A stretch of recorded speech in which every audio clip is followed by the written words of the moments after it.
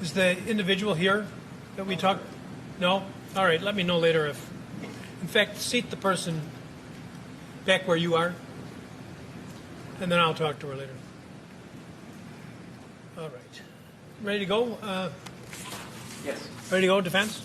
Yes. Okay.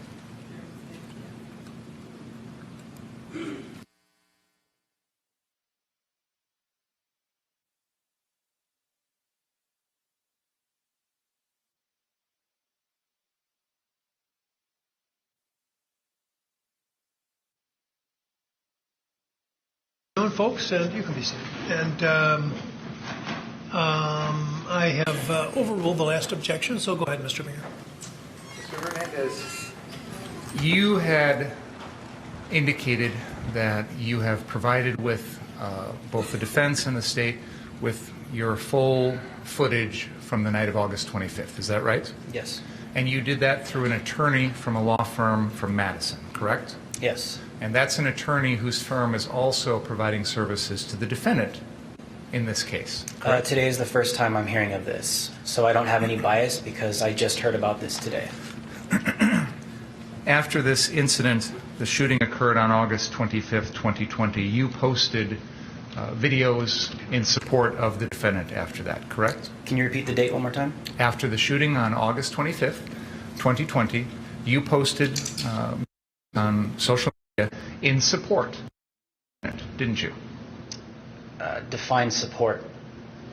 You posted videos that you felt would help his case by showing aggressive behavior on the part of Joseph Rosenbaum, for example. I posted the same video that is evidence today.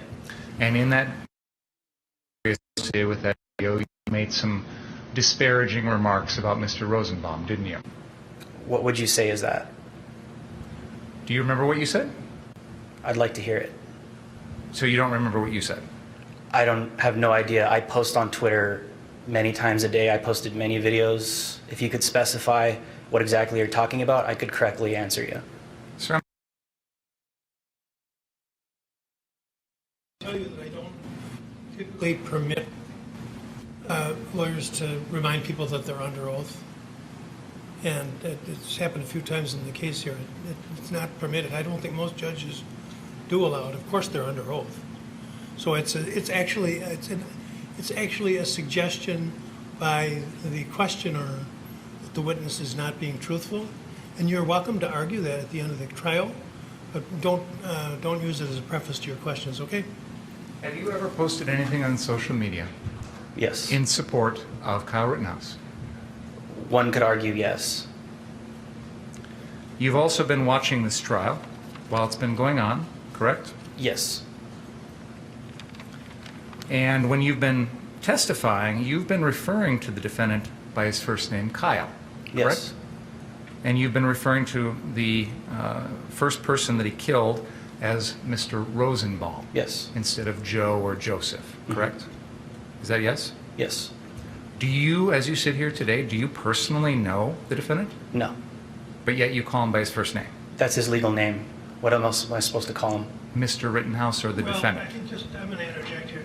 I do have a rule that is honored in the breach, as Chaucer wrote, that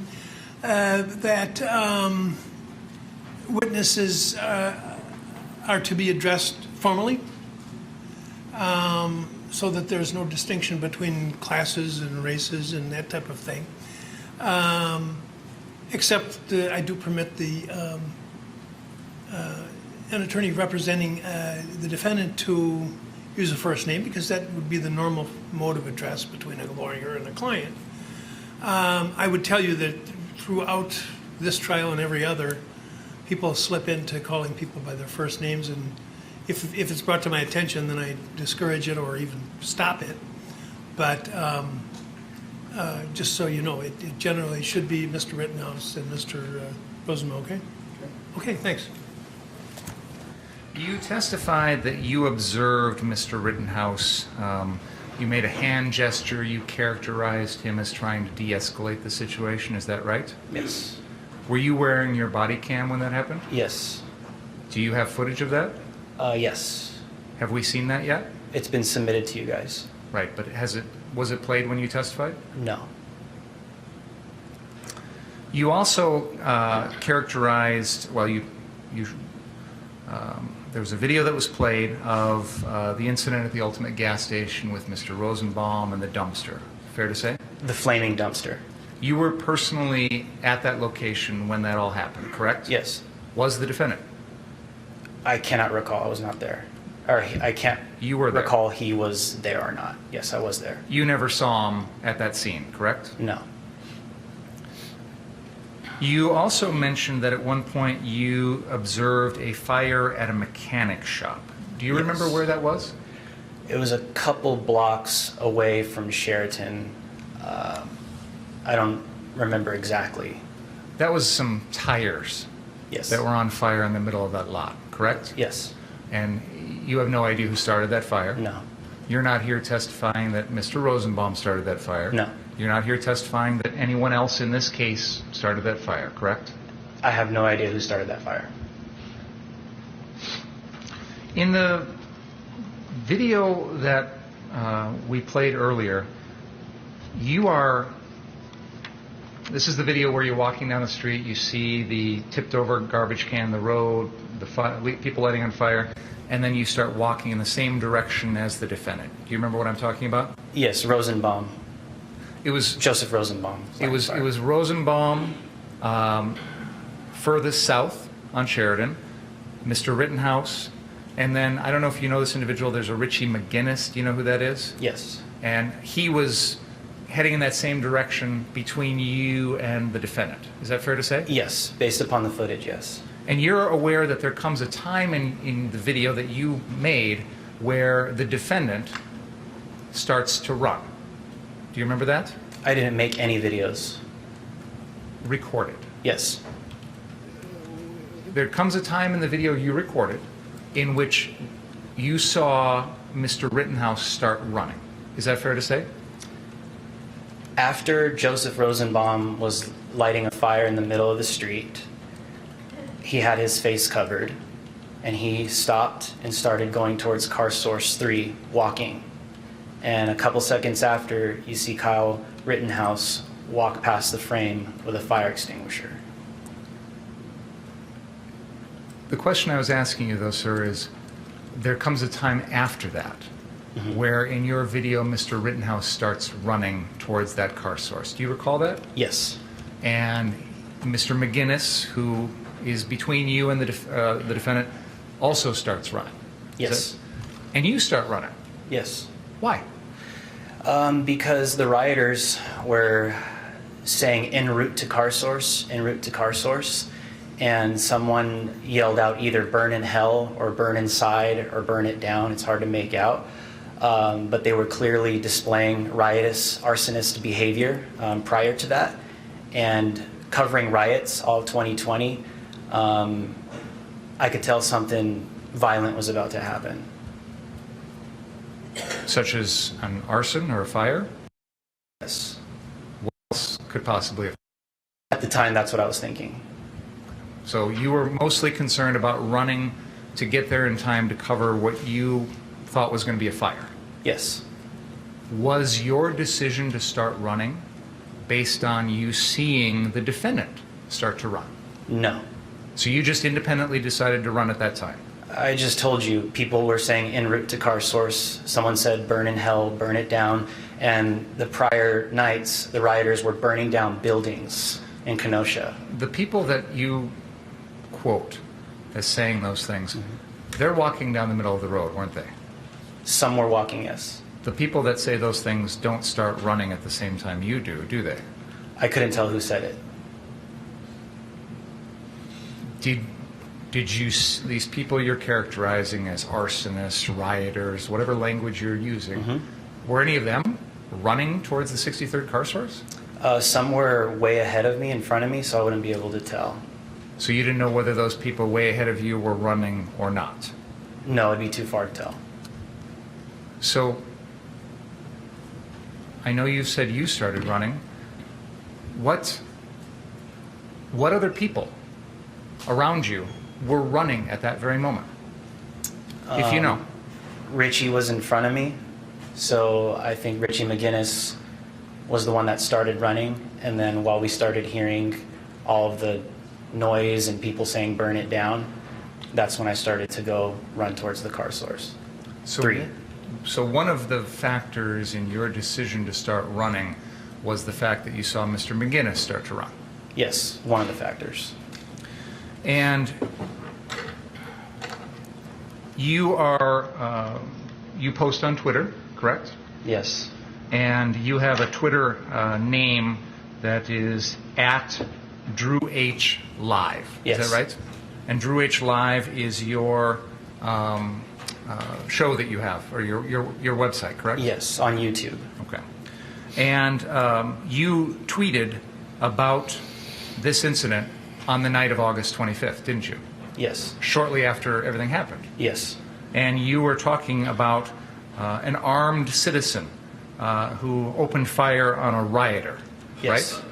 And you characterized the rioters as planning to burn down the car dealership, correct? Yes. And it seems like you're suggesting then that the defendant, he's the armed citizen that you're referring to, right? Yes. That he is, in your opinion, took necessary action to stop these rioters. That's what your tweet is basically suggesting, right? At the time, it appeared that he was attempting to protect the local business from violent rioters that had already displayed that behavior 2 nights prior. So this is an example, and this is, by the way, this is at 11:35 p.m. on August 25th, 2020. I know you said you're from Arizona. Is it possible that this was Arizona time, so 2 hours behind us? Because the shootings hadn't happened here until about 11:50 p.m. So I'm wondering if that's why there might be a time difference. Do you know? No, I posted that. Are you referring to the video of the shooting of Mr. Rosenbaum? That's part of it, yes. Okay, yeah, I posted that specific video maybe about 20 minutes after it happened, the original video. And by that time, you had made a conclusion in your own mind that what the defendant did was the right thing. Fair to say? I would have to take a look at the specific tweets to remember what I was saying and why I was saying it. This is the tweet from 11:35 p.m. on August 25th, 2020, which in Kenosha would have been before the shooting actually occurred. And you say, it appears an armed citizen was defending the car dealership and opened fire on the rioter who was attempting to vandalize or burn the dealership down. Before the shooting took their car dealership, end quote. Do you remember that tweet? Yes. And that was shortly after this all happened. Yes.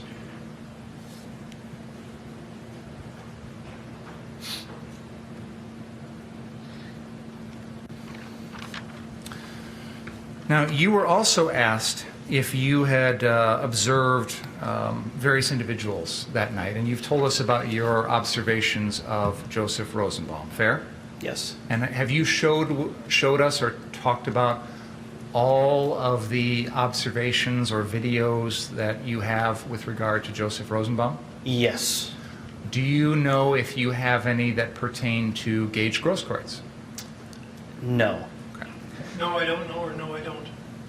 No, I don't know. It's a lot of footage. I would have to go through a lot of footage. He might run through a frame randomly.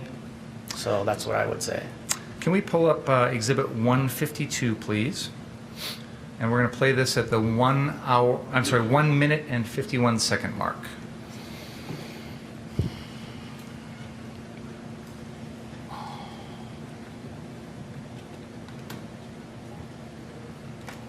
Thank you. All right. Mr. Hernandez, are you able to see that okay? Yes. All right, can we play that, please?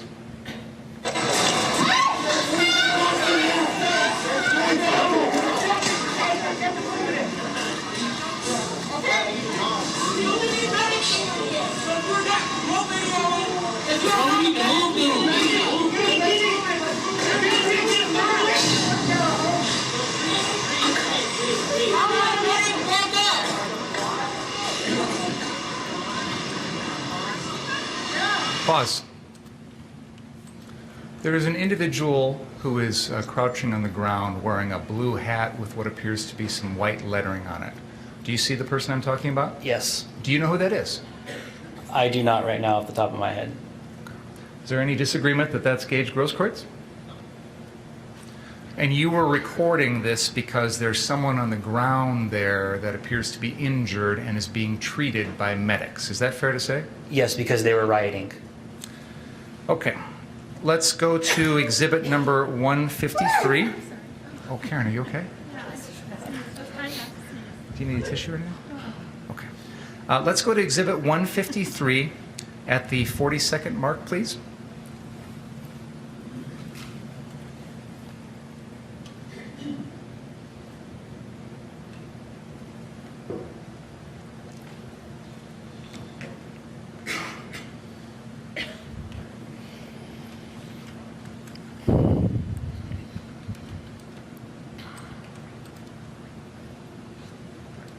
Can we back it up 10 seconds, please?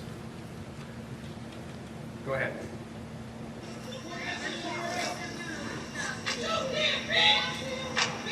Boss!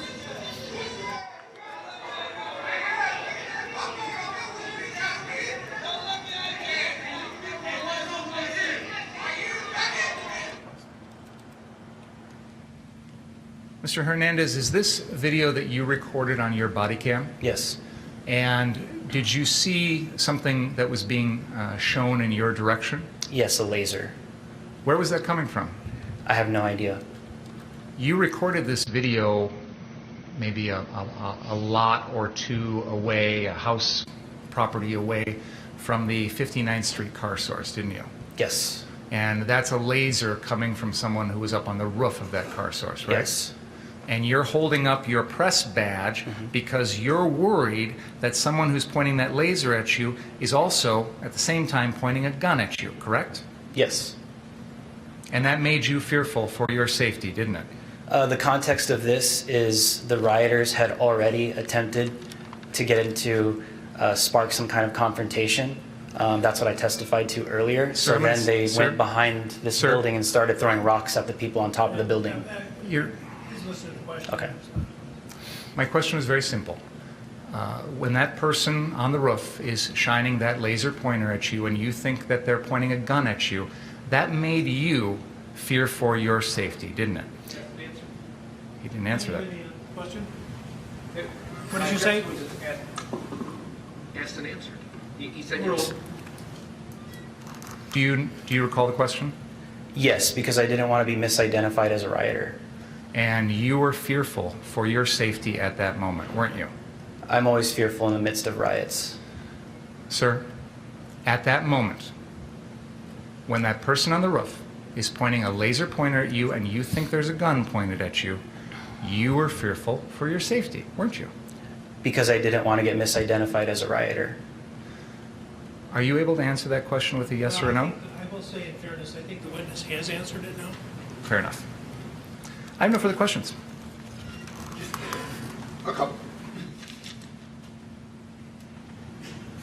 Mr. Hernandez, do you believe that posting videos of what you saw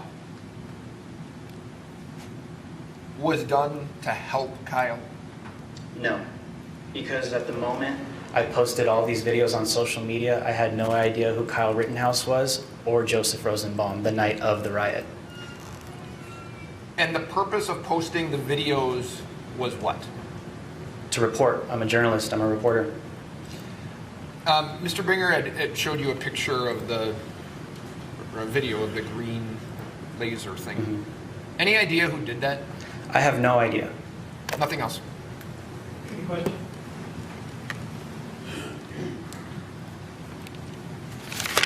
You say you're a journalist and a reporter? Yes. Earlier you identified yourself as a professional commentator. All the above. Is it your practice as a journalist to interject your personal opinion into the stories you're reporting on? No. But you did that here. Where? On August 25th, a few minutes after these shootings, you posted on Twitter your opinion as to whether the defendant in your mind was right or wrong in doing what he did, correct? No, I said apparently at the beginning of that statement. What effect does that have? It means apparently. It doesn't mean that this is 100% my opinion. You had already jumped to a conclusion, an apparent conclusion at that moment, right? That's what apparently means. But that's not what journalists do, right? Objection, Judge is recommended. I don't know where we're headed here. I'll be done. Thank you. Okay, you may step down, sir. Thank you.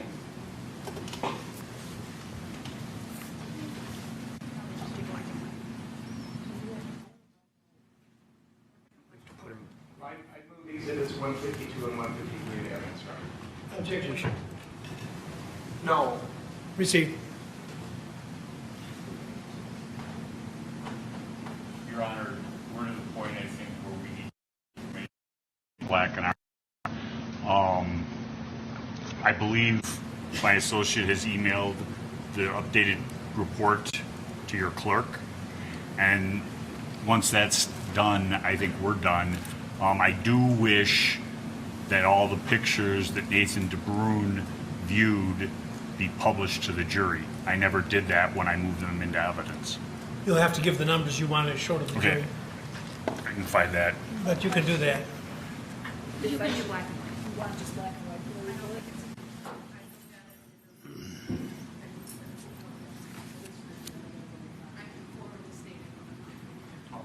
Thank you.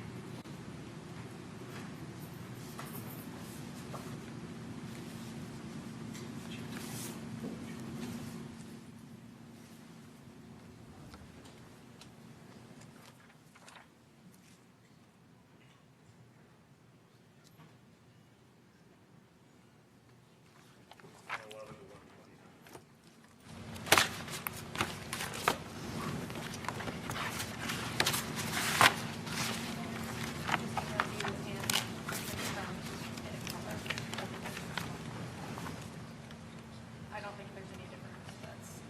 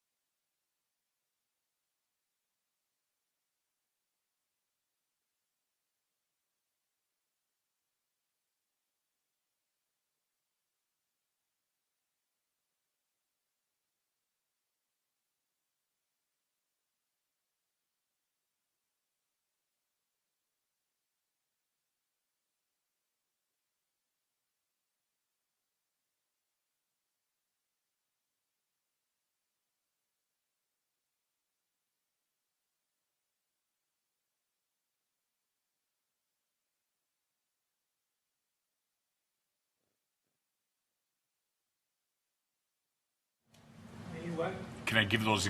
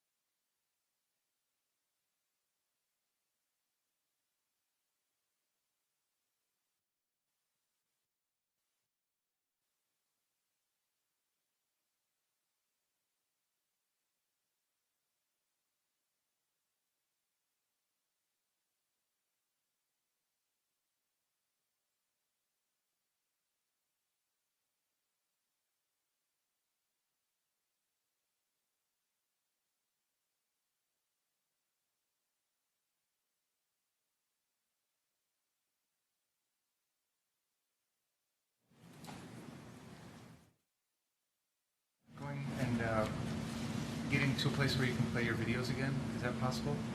It is, but I'll just have to get set up. It'll take me a couple minutes. Okay, thank you.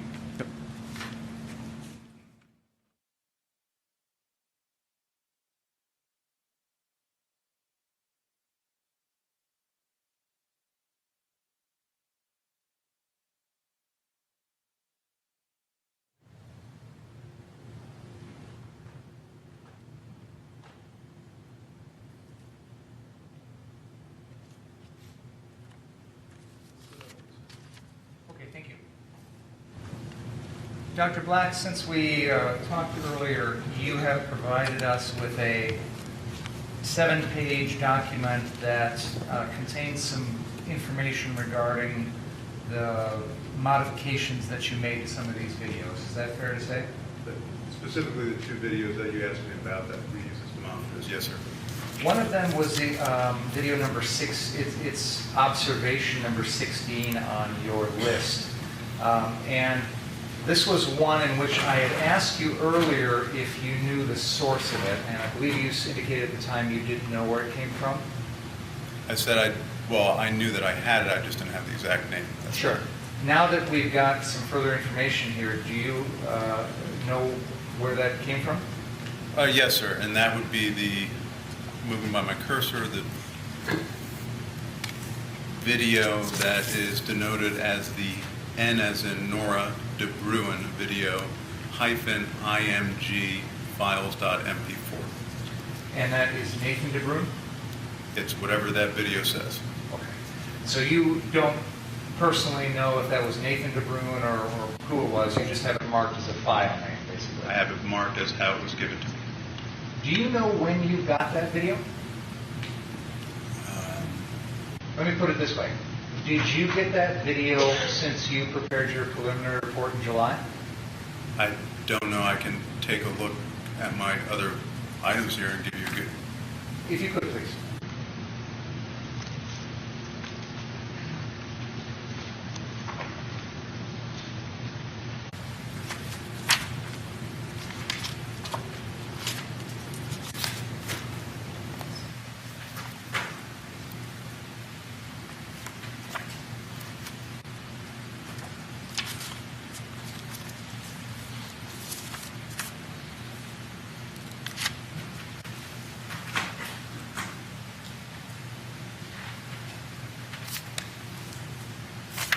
The video itself would have been with the original discovery, which would have been the evidentiary items reviewed in my preliminary reports.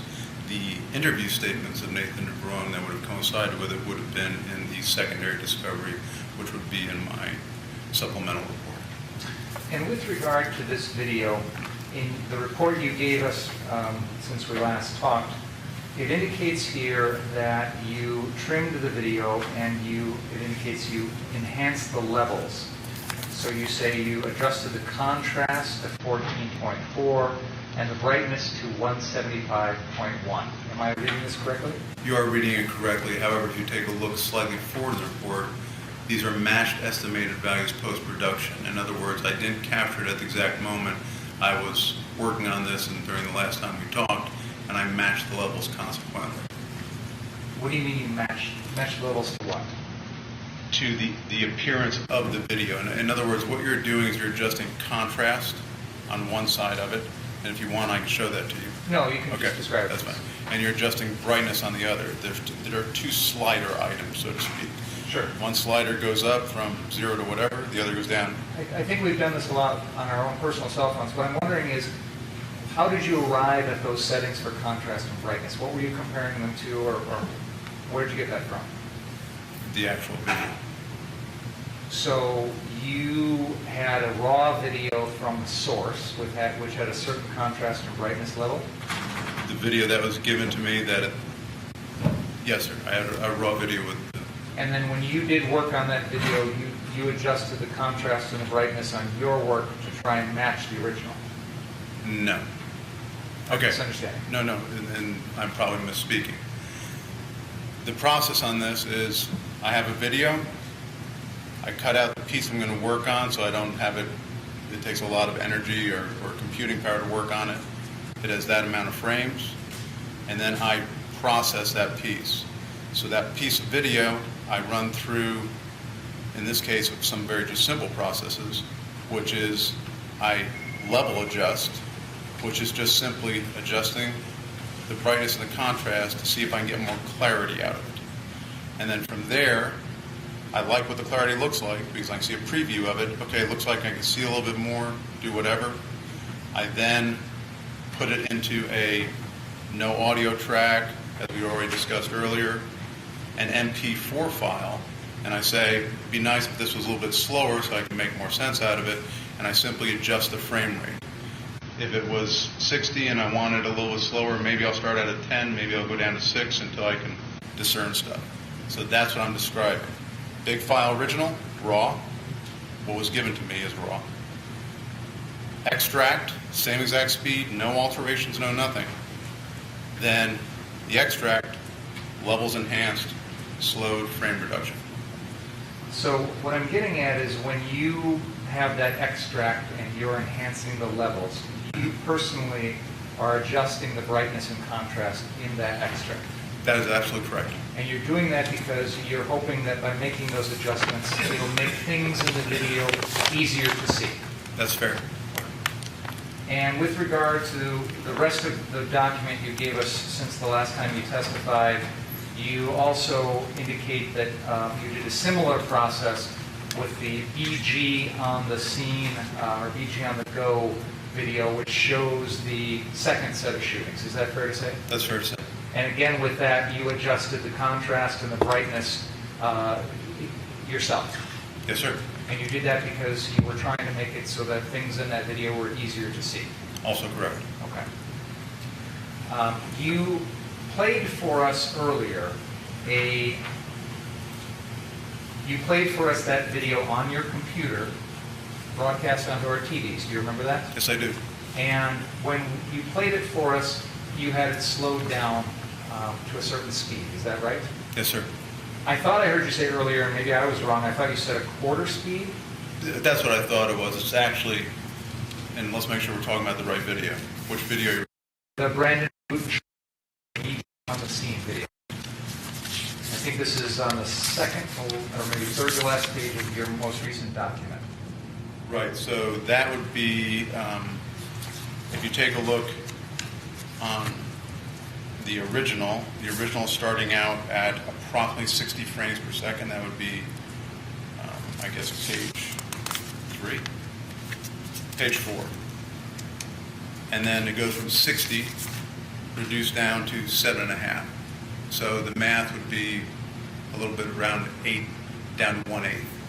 So the version that you played for us this morning, it was at 1/8 speed? Approximately, yes. And is that a new video file that you created using your software? When it actually changes the frame rate, it produces a different file from that. That's Yes. what I'm asking. Yes. So you have a file on your computer that is the BG on the scene video at 1/8 speed. Is that fair to say? It's fair to say it's the BG on the scene video extract, the shortened version at 1/8 speed, or approximately 1/8 speed. And that's what you played for us earlier? Yes, sir. So if we wanted to, for example, we could take that file, mark it as an exhibit, and introduce it into evidence in this case. Yes, sir. I would like to do that, Your Honor, with the defense permission. I have no problem. I would ask that all the videos that you referred to be marked on a hard drive and put into evidence. I assume that's not something you can do instantaneously. That'll take a little time for us to put them on a hard drive or something along those lines. If you give me a hard drive, I can do it whatever We instantaneously. can work on that afterwards. I don't have any other questions. Thank you. When you were working with these videos, did you change anything other than the color and contrast? We've already talked about frame rate, poor question, long day. Right. You changed the frame rate Correct. on some of them. You changed the color and contrast on some of them, correct? Well, I didn't change the color. I changed the brightness. Color. I'll ask it this way. Were any of the frames color added or subtracted? No, sir. Okay, when color is added by either the operator or the program, that's called interpolation. It's a term, but yes. And those are done through various different ways. Is that a fair statement? That's fair. Okay. One of them is bicubic. That is a type of interpolation. Yes. Okay. Can you name the types of interpolation? I can name some of them, that especially the ones that this software allows me to be aware of or qualified in. Go ahead. The three of them would be, for example, nearest neighbor, bilinear, or bicubic are three specific types of interpolation or algorithms used in that. Now, something that should be known about this is these are done primarily when enlargements are being done. Okay. Now, nearest neighbor, it was the first one. The second one you said? Bilinear, Bilinear. And the third? bicubic. Does nearest neighbor change the composition of something that's blown up or magnified? No, what nearest neighbor does is it takes existing values within the frame already and uses those existing values to fill it out, so to speak. If I had something that was pitch black here, 100% black, and it said, hey, we need to get bigger, it would fill it out only using that color of black or white or whatever else happens to be within the frame. Bilinear, does that add colors? To some degree. In other words, if you had something that was, well, let's just use like a line of blue, and you had a line of red, there would be something that exists between the blue and the red value here that would not necessarily have been there before, so to speak. So the computer, through its program, fills in the blank, so to speak. Yes, sir. Bicubic, does that add anything? Yes, much in the same way as bilinear does, but the difference is, as it sounds, linear is more, think straight lines, and bicubic is if I had something in the middle, it would basically gradually go out to match the other color.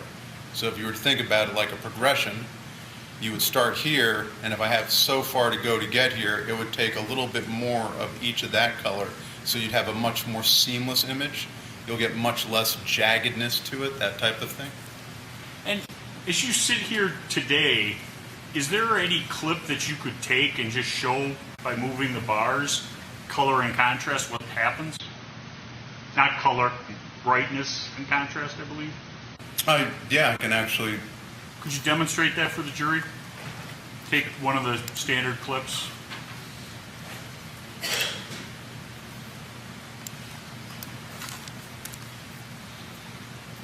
And you just want the idea of brightness and contrast, correct? Correct. Okay.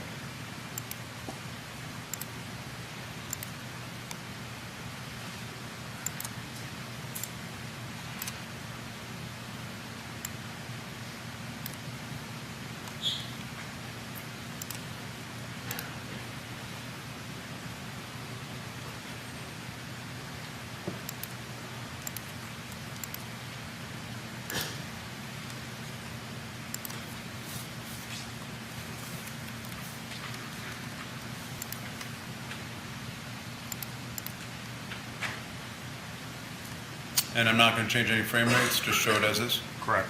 Okay.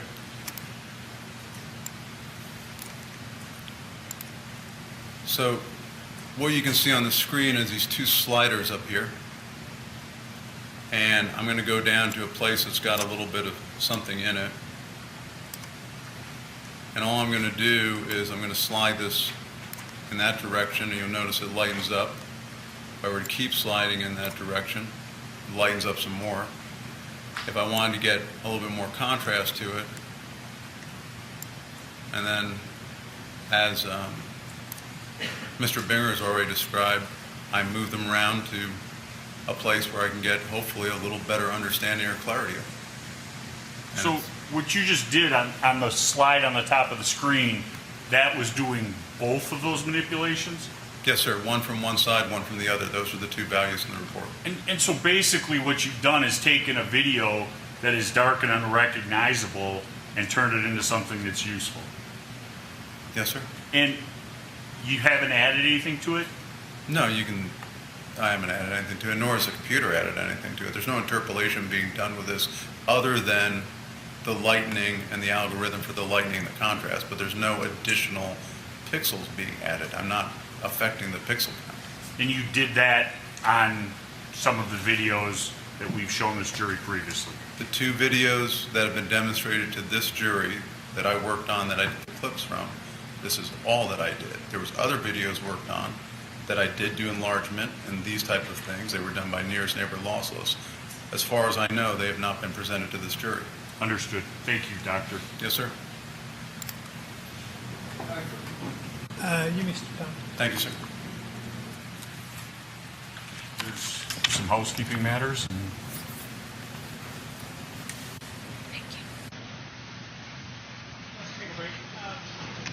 About 10, 15 minutes, so please don't talk about the case during the break.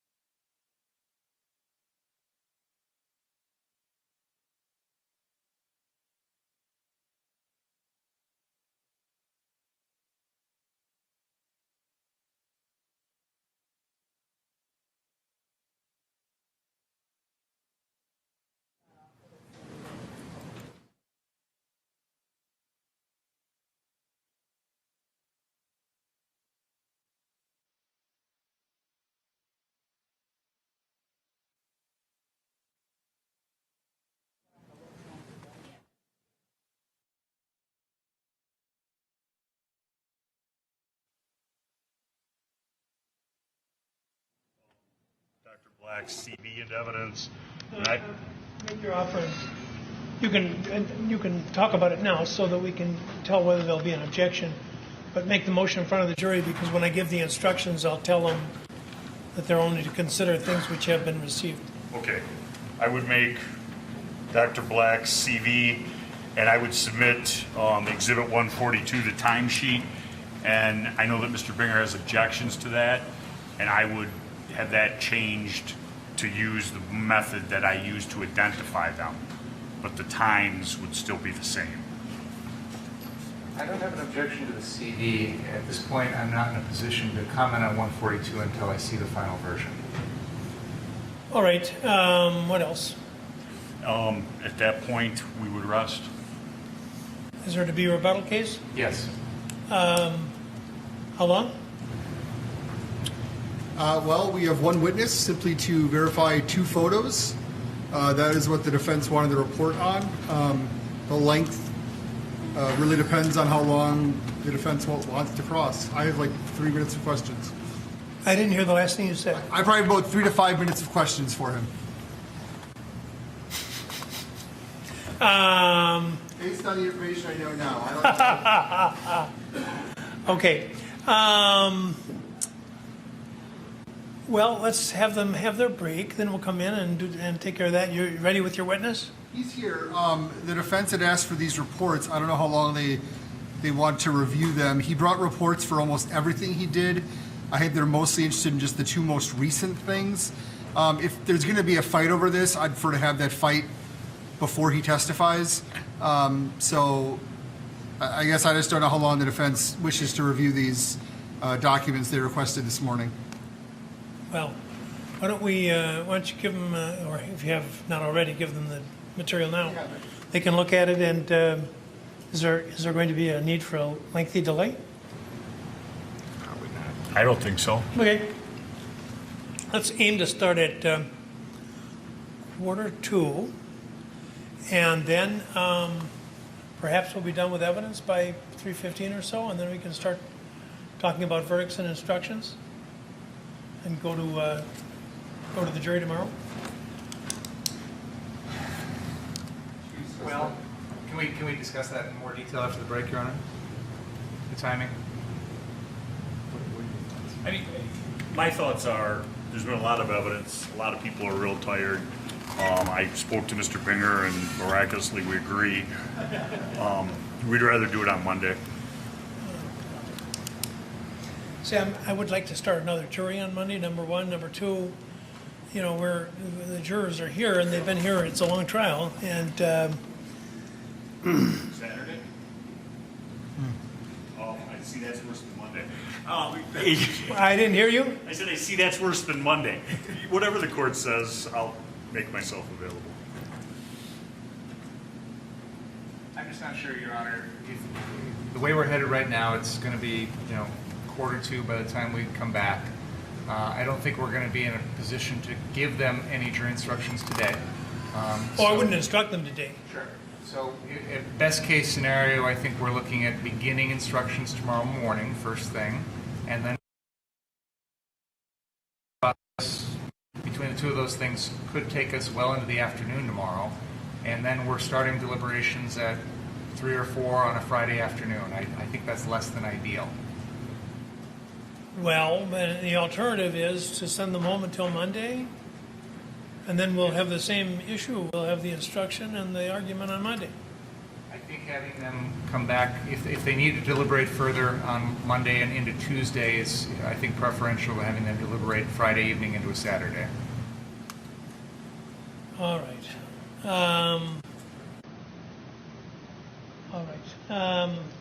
Tentatively, I'll say yes now until I go back and have buyer's remorse. But let's finish up, and then I will want to talk about instructions somewhat today and verdicts. Okay. Thank you. Quarter two.